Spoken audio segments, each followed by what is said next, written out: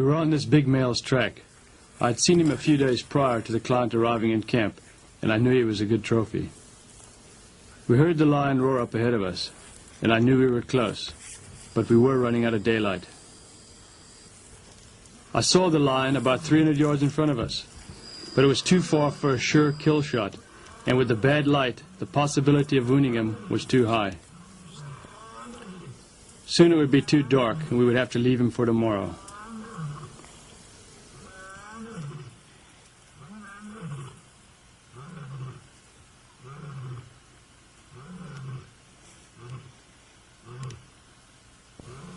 On the way back to the vehicle, we noticed fresh lion tracks.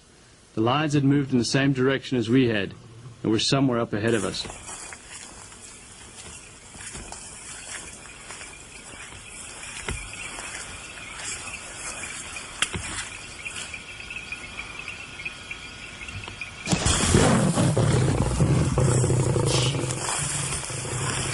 The lion charged in the dark, and with only the light of the moon, I tried to detect some movement.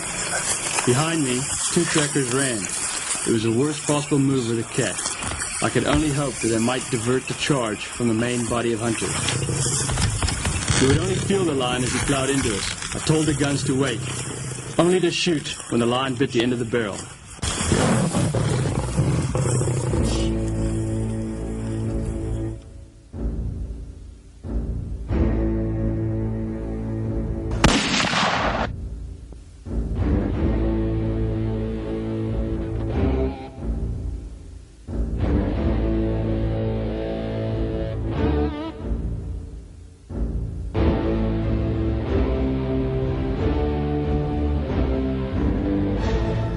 When one of the big five is wounded and runs off into the deepest, darkest piece of bush that can be found, then, all of a sudden, the clients and trackers are going to look at the professional hunter and wait.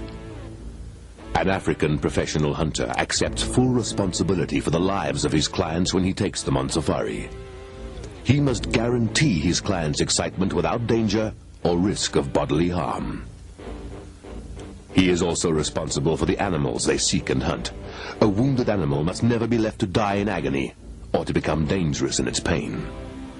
Even if it means the professional hunter must risk his own life, ethically, he is responsible. Right or wrong, it is his decision, and there is really only one choice. Follow the blood trail and go to war. The Cape buffalo has brought more hunters to Africa than any other of the big five. They are numerous and found in large herds throughout East and Southern Africa. As a herd animal, they resemble domestic cattle, often grazing peacefully. But that is where the resemblance stops. The average professional hunter will take more buffalo in a season than all the other big five put together. Buffalo are considered by some professional hunters as the most dangerous of the big five. Their senses are acute. It has been said that if a buffalo should get on top of a hunter, he will not leave his body.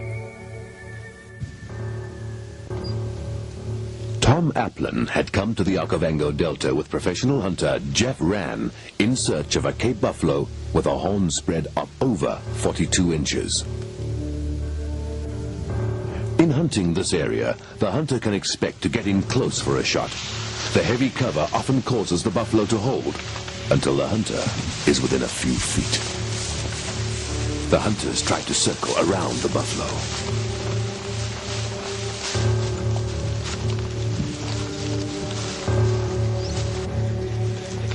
Side of it until we get about halfway across this opening. If we're gonna move out, we should have a shot.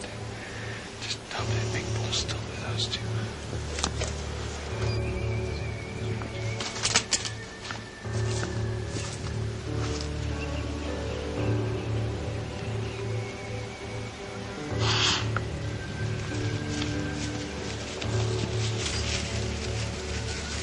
One of the buffalo headed towards the hunters, while the big bull broke out in a different direction. The chase was on.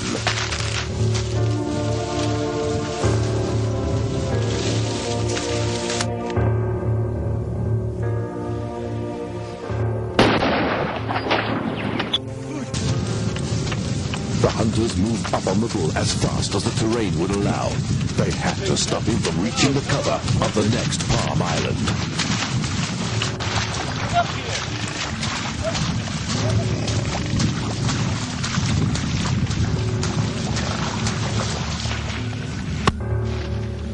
Tom's hard shot had no immediate effect on the bull.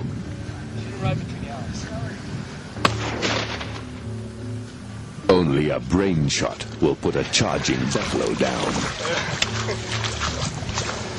We've been hunting buffalo for several days, and we finally came on 3 bulls today. They ran into a small island, and we chased 2 bulls out. We were there for over an hour, and this biggest one sat tight.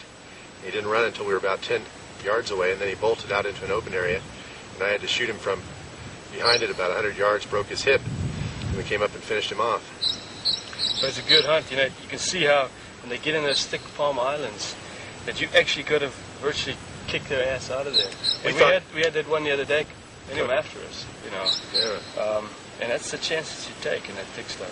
Well, I thought he was gone because we saw the track, and we were ready to just pack in and go back to the Macoros, and sure enough, he was sitting tight in that You know, thicket. when we were waiting on the one side and we heard something running there, this was him. No doubt about it. This was the buck. Anyway, you got a good bull, Tom. Thanks, Jeff. Good shot.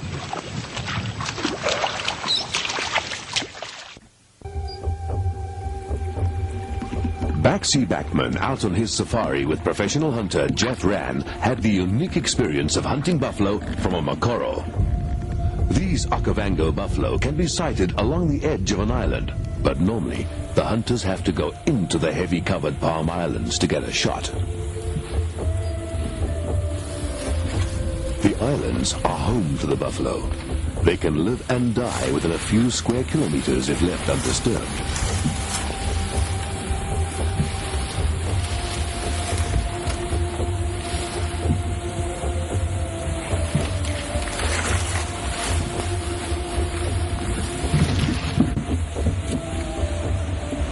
A hunter can get within a few yards of a bull, but in the buffalo's domain, he would just as soon run at a hunter than run away.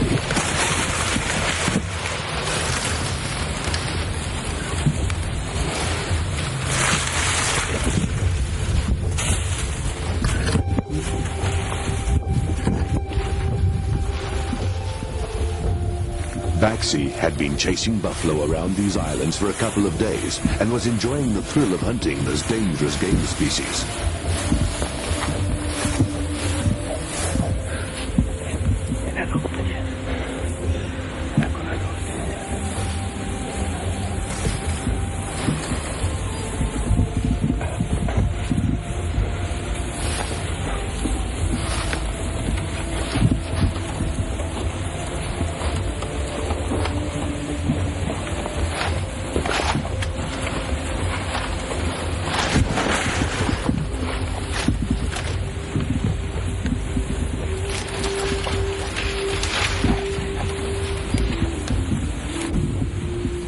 The bulls were holding tight and were reluctant to leave the island.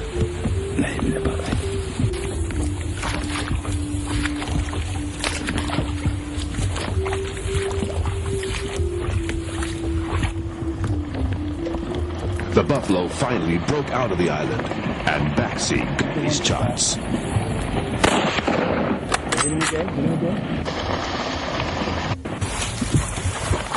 The bull had been hit through the lungs. He wouldn't get far.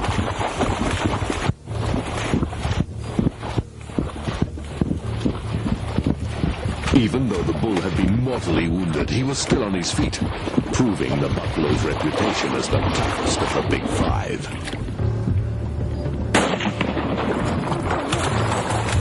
Baxi put in a final shot, which brought the bull down.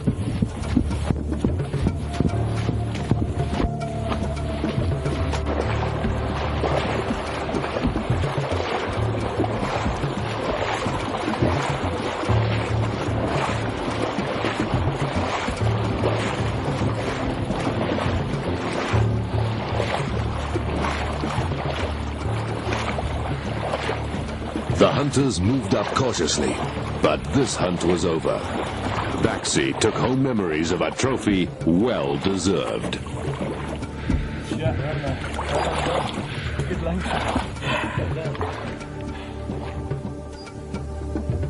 Marshall Field, on safari in Zimbabwe with professional hunter Rusty Labuskachny, had decided to take his buffalo with a 470 Wesley Richards. The hunters had been tracking a buffalo for most of the morning when they saw the bull run through the Mopani.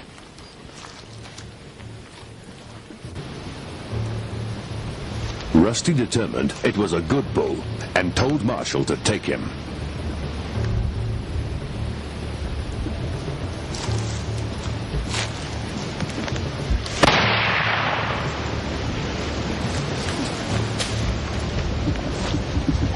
Marshall's shot had hit the buffalo high through the lungs.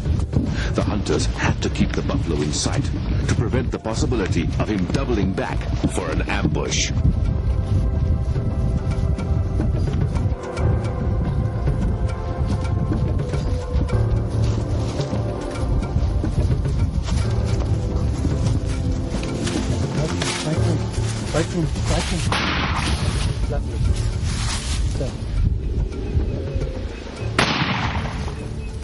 Rusty told me to come up next to him, and the bull turned and came straight down in front of me, and to get a decent line on him I had to kneel down, and I just hoped that my bullet went where it was supposed to and that it worked out like it was supposed to, and it did, fortunately.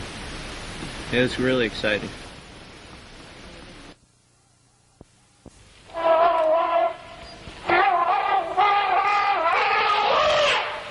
The elephant has long lured hunters to Africa. First, they came for the ivory, which was sold in all the major centers of the world. There were once over 10 million elephants throughout Africa. Today, their numbers have dropped to a mere 600,000. The elephant's hearing and sense of smell are excellent, but he only sees movement at over 100 yards.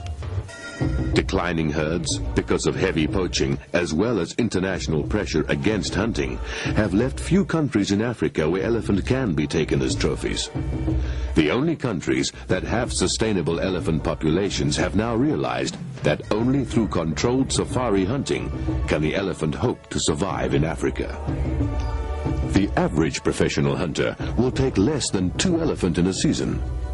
It has been said that should an elephant reach the hunter, his chances of survival are small. Wally Fisk and professional hunter Jeff Rand were hunting elephant in the Zambezi Valley of Zimbabwe. Both were using 500 .465 Holland & Holland rifles. A double rifle is more reliable for dangerous game than a bolt gun, although it is unlikely that either will fail. A double will have another shot instantly available.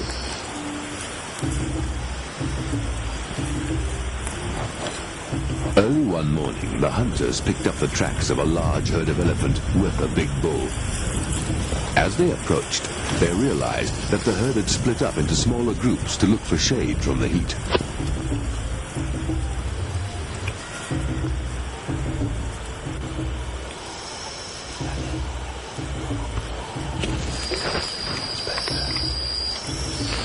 Jeff decided to leave the animals undisturbed, as there was no large bull with them.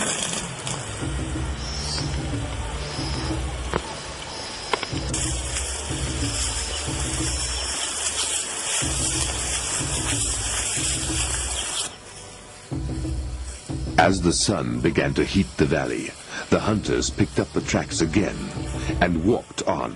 They knew that the elephant could have been many miles ahead. Shooting about.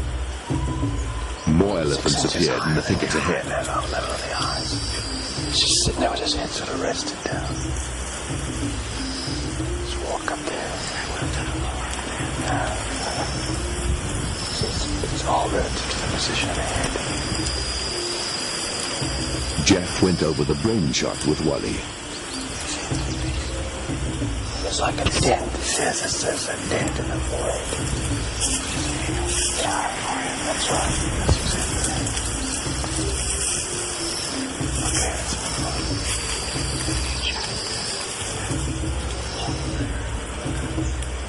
It might You might break the neck or something. Don't give it as much penetration.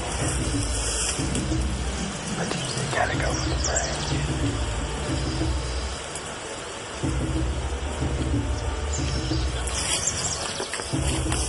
But as there was no trophy bull with this group either, the hunters circled the herd in the hopes that they would pick up the tracks again.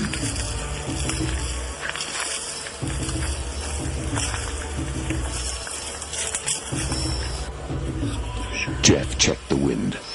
He knew they were close to the elephant.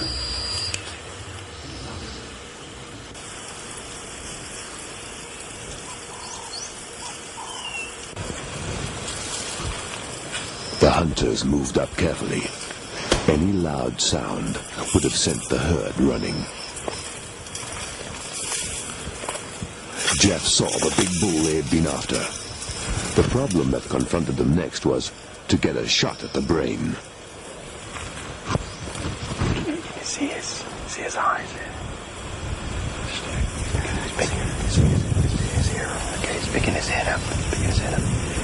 Shooting about 6 inches above the eyes, where he's got his head positioned right now.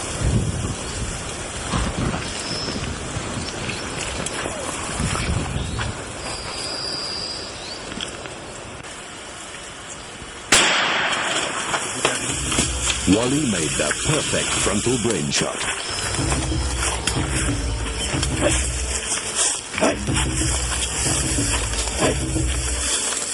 The hunters moved up, wary of the other bull.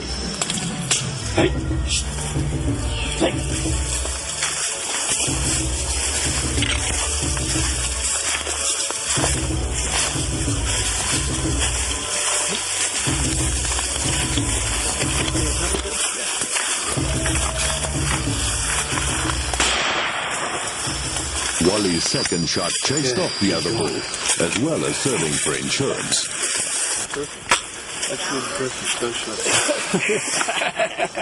Wally walked countless miles and endured many hardships for his trophy elephant, something only another hunter could understand. Steve Benowitz would also suffer similar hardships on his safari with professional hunter Volker Grellman in the Caprivi Strip. But that is what elephant hunting is all about. They had, in fact, not found a fresh track, much less seen a trophy bull in over a week. But their luck had just changed. The tracker had picked up the tracks of a herd a few hours earlier, and the hunters moved in for a closer look.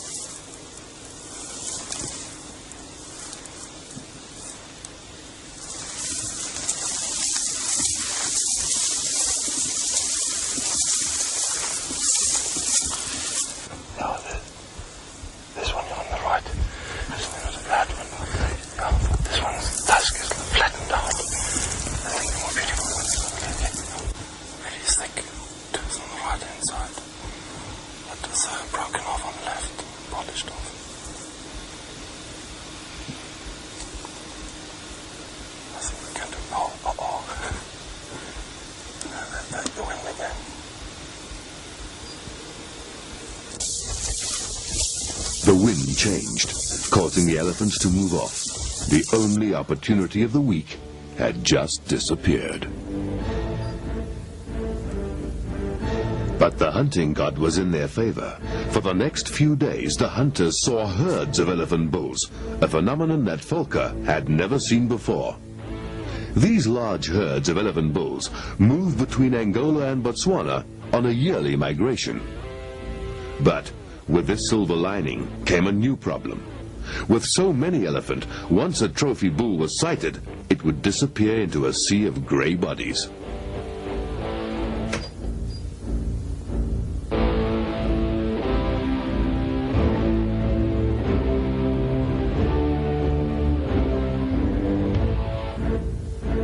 But on the 11th day, Volker saw a bull that would remain on the edge of the herd.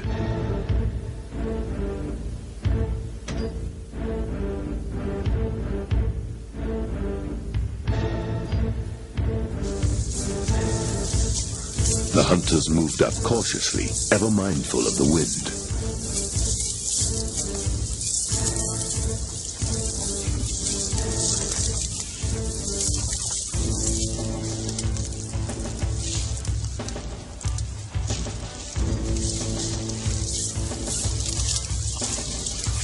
As the herd moved, so did the hunters, hoping for a shot on the big bull.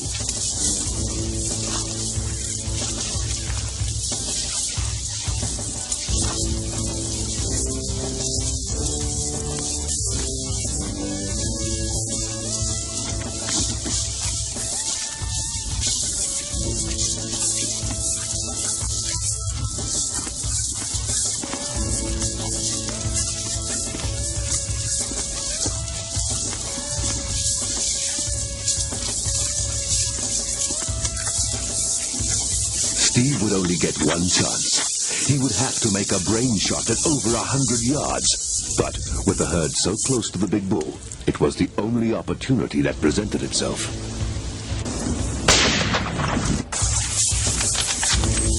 Steve had made the shot of a lifetime. The perfect brain shot.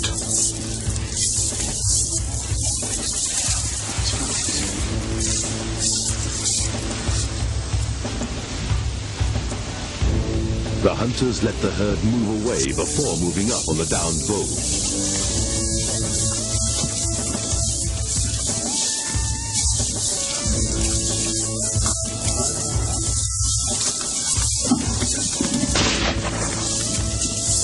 Steve put in an insurance shot.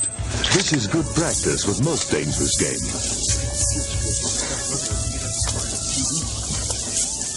He told me. Oh, I'll tell you what, 11 days, 11 days, and worth, I wouldn't have done any different. Fantastic. Steve had the trophy of his life and memories of elephant herds of years gone by. Bill Crawford, with professional hunter Alan Davies, hunted elephant in the southeast corner of Zimbabwe, an area known for its large tuskers. They had picked up the tracks of a big bull early that morning. As can happen when tracking any of the big five except leopard, just because the animal has a big foot does not mean that it will be a trophy. And this was the case for Bill and Alan. This elephant was a big body, but its tusks were not of trophy size. Just wait. We need to. Wait. I'll give you an idea where you're gonna place your shot on the one you want. Alan used this opportunity to tell Bill where to shoot for a side brain shot. Ear hole now. You can see that ear hole perfectly. So that we get into position. Right in the ear hole. Right in the hole. Where it comes up, it's like a slit at the bottom and it comes up again. Having turned down this bull, Bill would pass up many more before his hunt ended.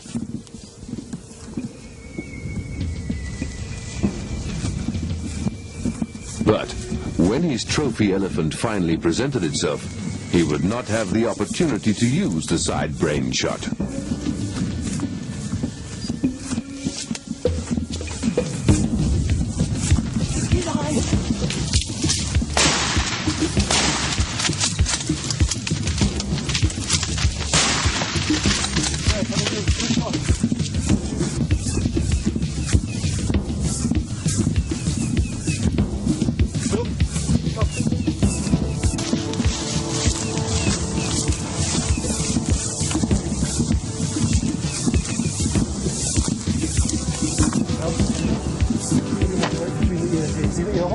Goes right into the top of the head there.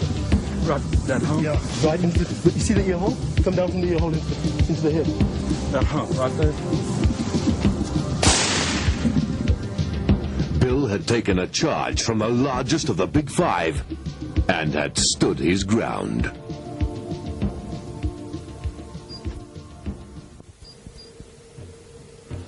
The rhino has been sought by hunters since ancient times. Its horn is used in Yemen for ceremonial dagger handles, and in the Far East as a traditional medicine. The black rhino is no longer on license in Africa, with the last legally taken in Zambia in the early 80s. Since the closure of black rhino hunting, populations have gone from 65,000 to less than 3,500. Today, hunters must take a white rhino from South Africa if they wish to complete their Big Five collection. The Natal Parks Board has maintained its rhino population by being successful in its control of poaching, as well as its world-renowned breeding program, and now offers rhino to safari operators from its Zululand reserves. Rhino have acute hearing and sense of smell, but poor eyesight. The white rhino, although not as aggressive as its black cousin, is second in size only to an elephant, and, when on the charge, is almost impossible to stop due to its brain being covered by its massive horn. It has been said that a rhino will not break off a charge unless he is brained. Greg Gibson, while hunting with professional hunter Peter Holbrow in the Mkosi-controlled hunting area of South Africa, needed only the rhino to complete his Big Five.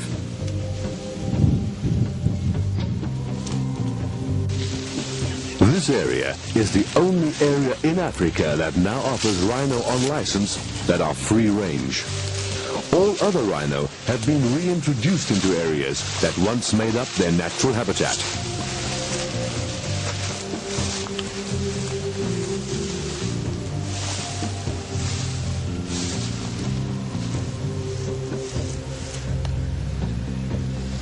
A normal day hunting would comprise of looking for a large bull track, following it up, and turning down the bull, unless it was, of course, trophy size.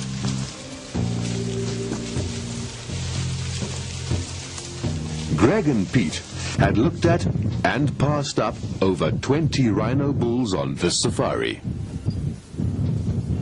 But this was the one Greg was looking for. Peter had estimated that it would be a gold medal in the SCI record book.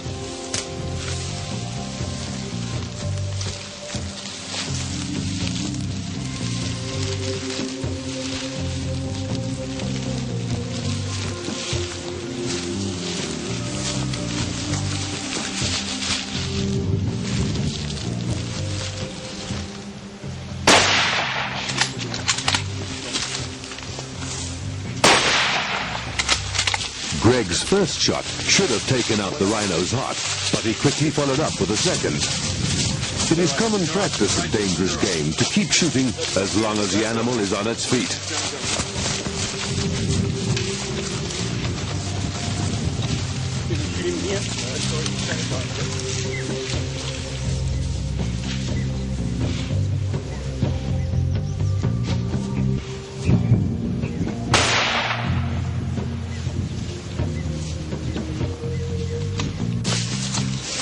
The rhino had gone down within 150 yards, but the hunters still moved in cautiously.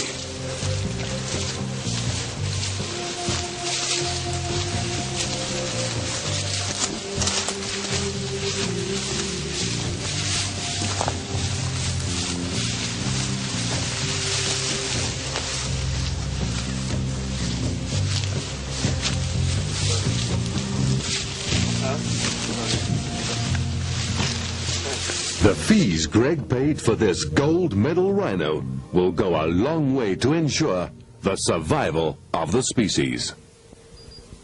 Professional hunter Gavin Hume took Dan Smith to hunt his rhino at the Pilanesberg Game Reserve in Bophuthatswana.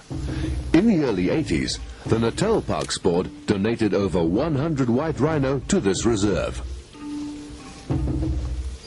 Dan had decided he would shoot his rhino with Gavin's .470 Hollis double rifle.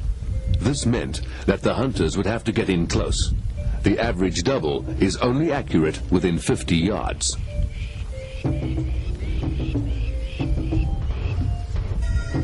The tracker saw a rhino in some heavy cover, but the bull was not of trophy size.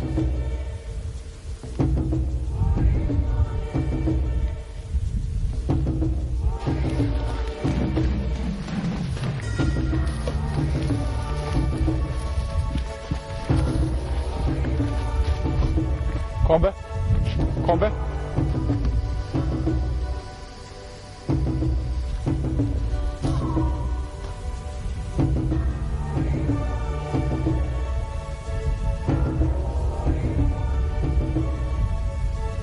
As mature rhino bulls are territorial, the hunters moved on, checking another area.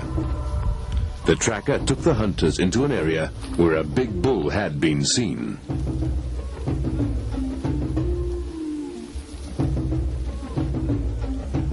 They found the bull and moved downwind to take a closer look.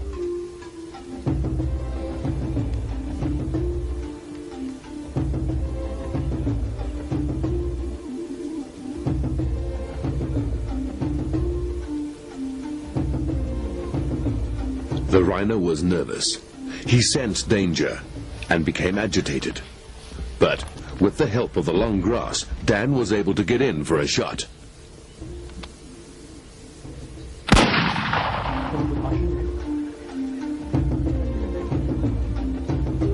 Dan's shot was a little high, but it took the rhino through the lungs.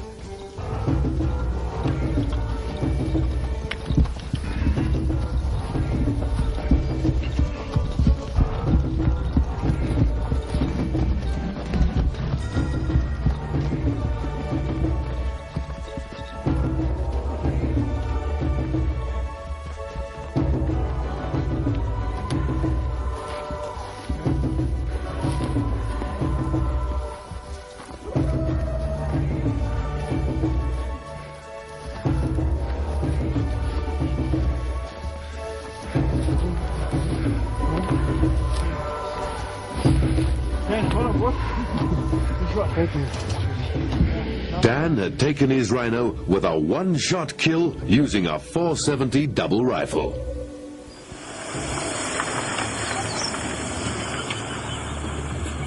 With the intent of completing his Big Five collection, Chuck Danheiser hunted in an Natal Parks Board area with professional hunter Peter Holbrow.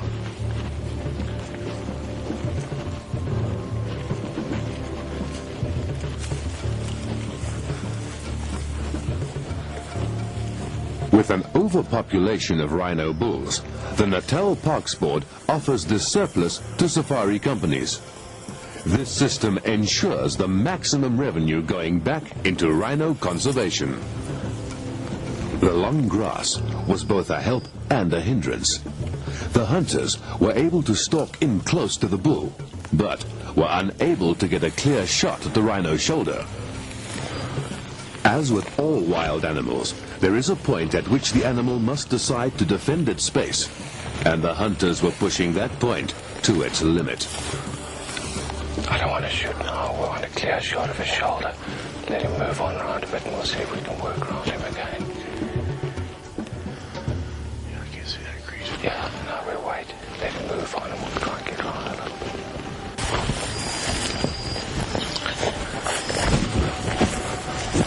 Let's go around and up again. The hunters waited for a clean shot. Even a heavy caliber bullet can be deflected if it hits a large enough obstacle. Come to the left, come to the left. No. Come through this way. Okay. Let it turn. It's gonna turn around. It's gonna turn around.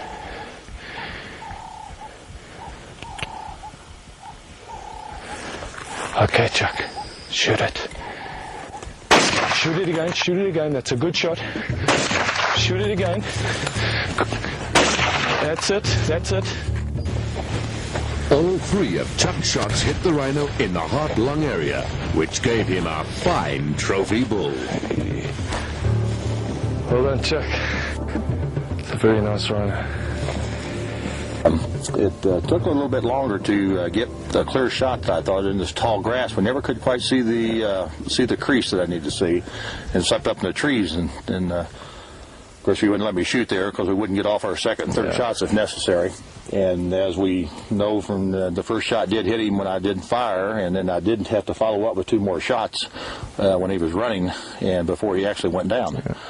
But here he is, and a fine animal, and completes my African Big Five after about, I think, 9.5 years since I started doing this. Congratulations. Thank you. The leopard is the most beautiful of the big five. Their skins have been sought after for eons. In modern times, this demand had caused their number to decline, but because fashion trends change, the leopard remains common throughout Africa. Although common, they are probably the most difficult to hunt of the big five, and, when wounded or cornered, are the most aggressive. It has been said that the leopard is the most likely to maul a hunter, but is the least likely to kill him. This is due to their relatively small size, superb camouflage, and tremendous ferocity.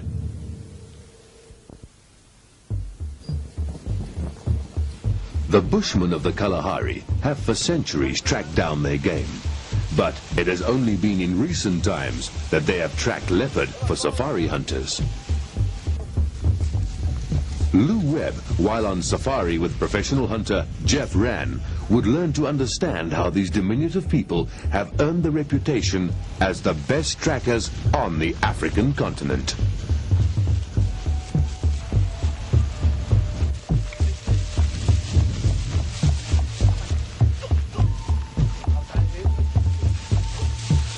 No other leopard hunt in Africa can compare with taking a leopard with Bushman trackers of the Kalahari.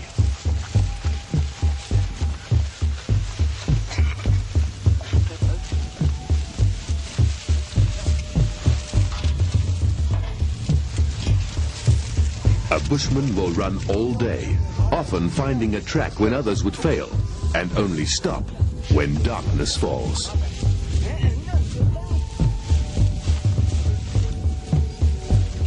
Tracking a leopard can take days, but when the cat is sighted, all other thoughts are forgotten.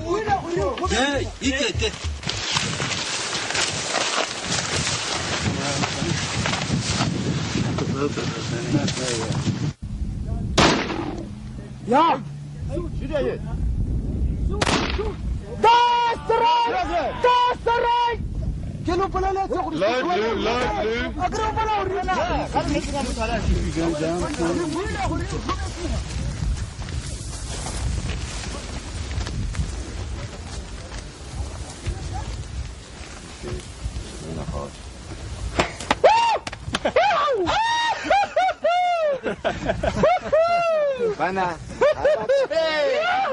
Hey, Papa Saw. Lou later said, a Kalahari leopard hunt is days of tracking with 5 minutes of tremendous excitement. Professional hunter Jeff Rann tells of a leopard hunt in Zimbabwe with Wally Fisk. Well, we came down this riverbed this morning at about, 11 o'clock. Driving along looking for elephant tracks, and we saw this big tom leopard on the side of the riverbank. And it just happened so quick, we just couldn't get a shot off. Fortunately, we didn't have a gun loaded, and yeah, well, we weren't expecting it. by the time we figured it out, it had taken off. Yeah. So we decided to go put a bait up. We went and shot an impala, and coming back on the way here to put this bait up, we saw some more impala, and I said, Wally, don't you think we should shoot another one? And he said, no, the leopard's going to be there when we get there, so we'd rather not shoot. So I said, yeah, right, okay. And sure as shit, we come around the corner, pushed the impala herd that was running in front of us down the riverbank, and this leopard came flying out and took the impala down. In 3 seconds, it was all over. Killed the impala, backed off into the bush, and Wally got a shot. Got him. All right, let's go. Yeah.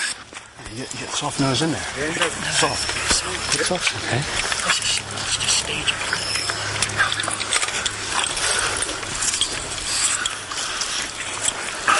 That was great.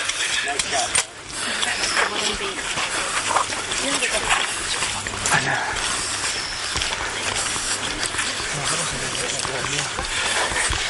I fucking drilled that impala. And just be ready. Just move, be ready.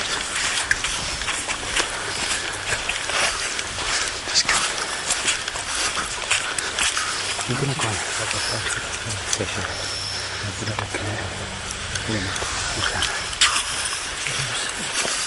I can't see him. Yeah, there he's lying, Jeff. Lying there, right with his head facing that way. Oh, yeah. Wonderful. You got to Do you see him? Yeah. Just look at him now. He's looking at us. Okay, come on. Come on. He'll come quick. I know.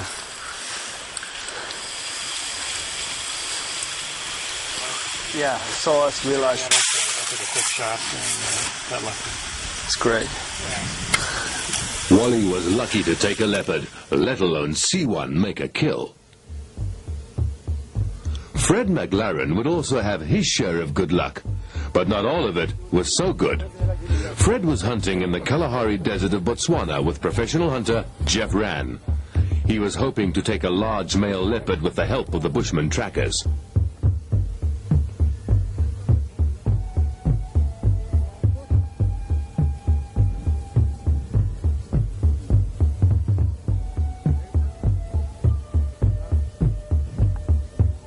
The Bushmen only follow large track, and in doing so, only hunt male leopard.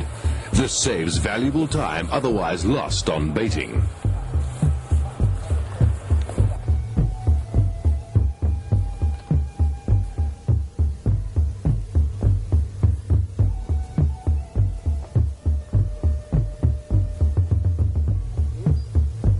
As the hunters closed in on the leopard, they had to press the cat, which caused him to hold up. A leopard cornered is no different than when wounded and will often charge. Take him. Wait, he'll cross. Take a shot at him as he crosses. Take him. Shot behind him. Shoot again. Yes. Shoot! Again. I got him. Go! The jubilation was evident, as was the relief that the hunters had won this time. He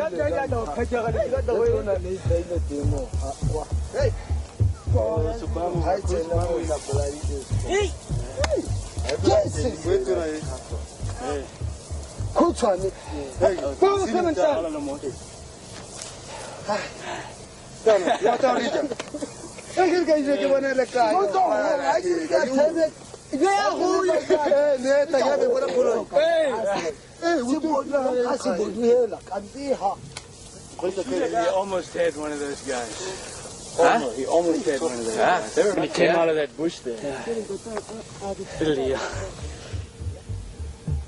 Fred had faced a charge from the quickest of the Big Five.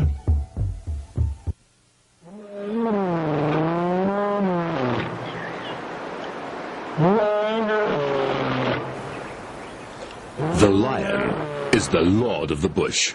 He is the most symbolic and noisiest of the Big Five. The lion's roar has no equal. His ferocity and strength have impressed mankind as no other animal on earth. Man-eating lions have been credited with supernatural powers, as was the case with the man-eaters of Tsavo. A lion hunt is the ultimate safari in Africa. It draws the truest of the African hunters. For when a lion is wounded in heavy cover, only the bravest dare to go in on foot.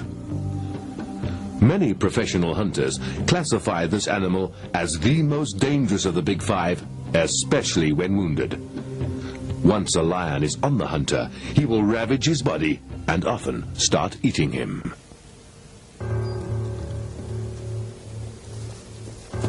Marshall Field, with Zimbabwean professional hunter Rusty Labuskaghni, picked up the tracks of a large male lion that had been seen in the area.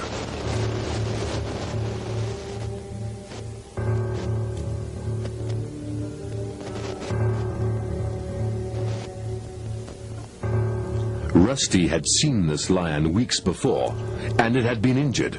Most probably, he had been kicked while trying to make a kill.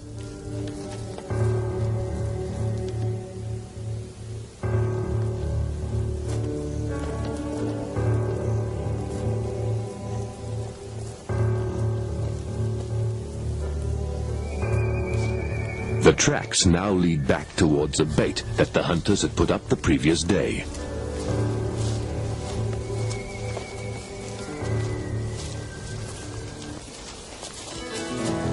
And the lion was on it. The hunters took advantage of the lion feeding and moved up to get a rest.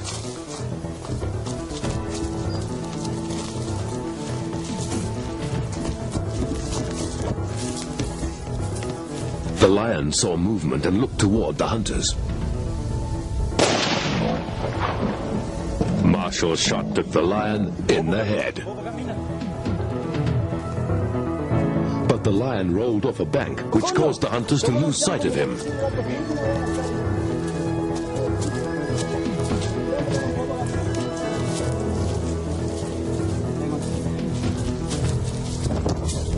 They moved up cautiously. What a day.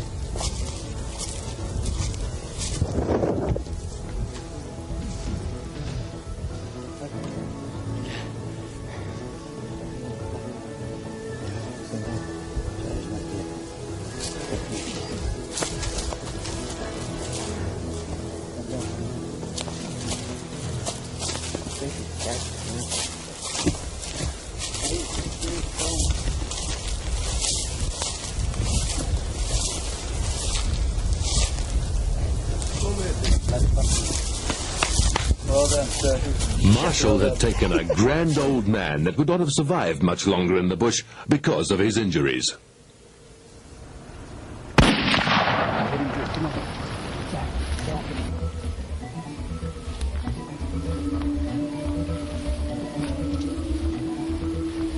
Wally Fisk was hunting the Okavango with professional hunter Jeff Rann.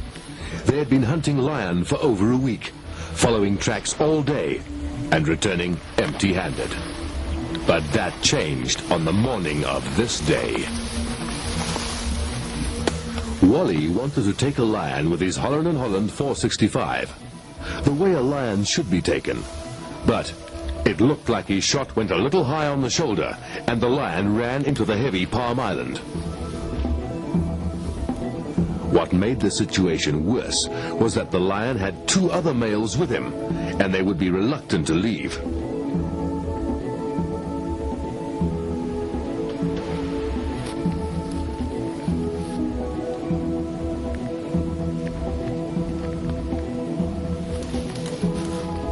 But there was no choice.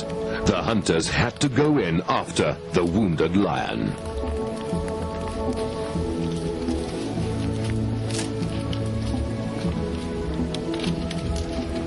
Jeff led, with a tracker on his right shoulder. He couldn't follow the blood trail and look for the lion, and he could not afford to have a tracker in front of him in case of a charge.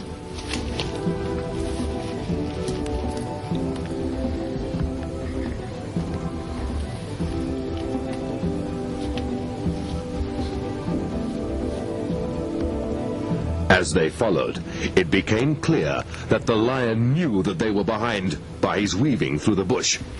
A charge could come from anywhere.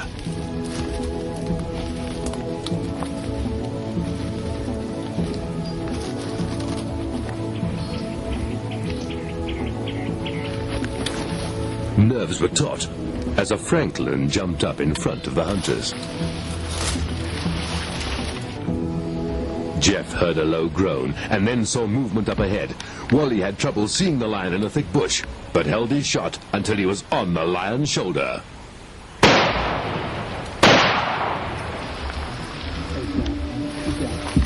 Reload. Reload. Hang on, just hang on.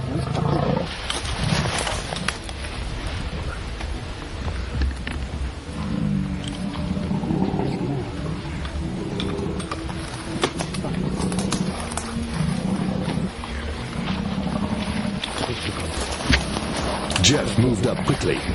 As long as he could hear the lion, he knew where he was.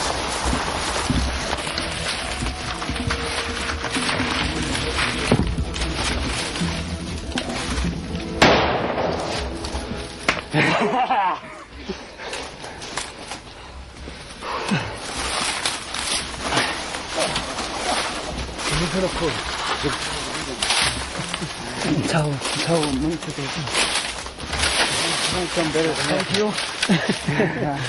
Good job, guys.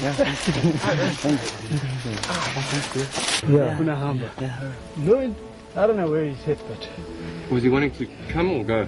maybe he's starting to move. But he was suspicious. But you knocked him down. Wally Fisk had realized his ambition. He had taken his lion with a double.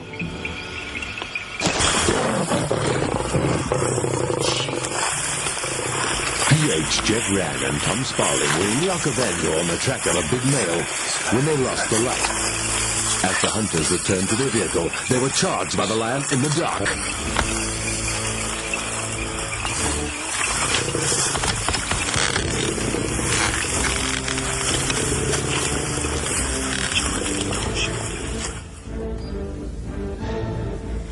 Jeff and Tom picked up the lion's tracks the next day.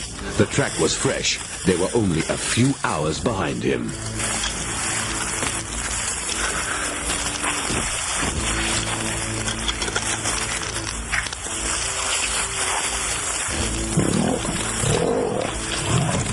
The lion knew that the hunters were pushing him, and he wouldn't leave the thick Palm Island. Come on, clear. Come on.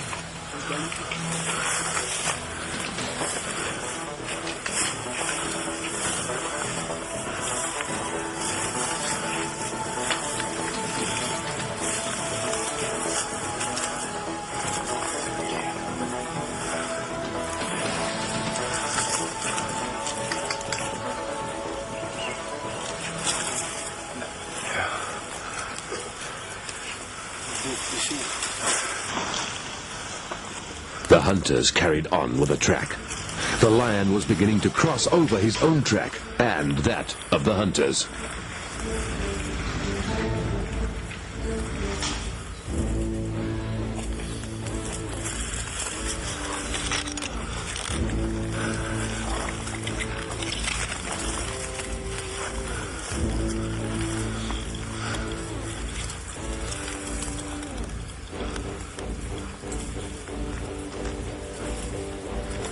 The lion growled and charged the hunters 3 times during the day, but never came through the thick cover so that Tom could get a shot. As the day wore on, the hunters wished for a charge, if only to end it once and for all.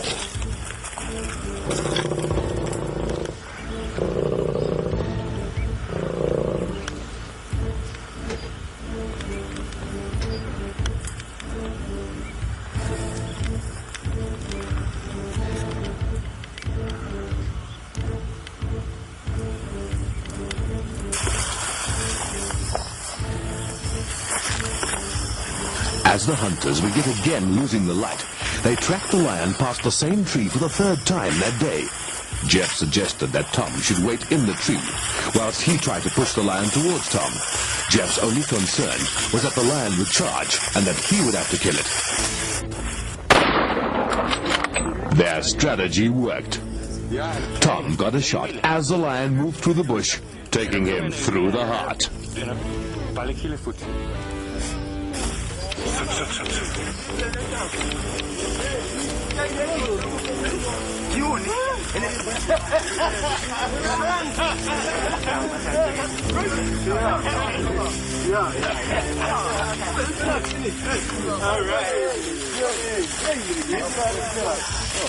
Look at that shot. That's yourself a hell of a line. Right up top. From 8 o'clock to 5 o'clock. That's right. I'm the thickest ever. I make my legs show it. See, I'm a good shot.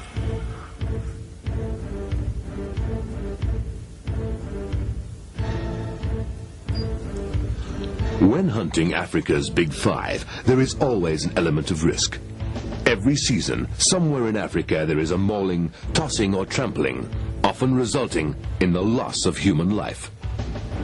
Most times, it is human error, but poor judgment or just bad luck also plays their part. It is often said that an ideal professional hunter is 40 years old with 60 years experience. With the ever-shrinking habitat and big game animal populations decreasing, the opportunity for a young professional hunter to gain the necessary experience is almost impossible. There is no substitute for dangerous game experience. No one can say how they will react with an animal that is capable of killing in seconds. Until they have been there.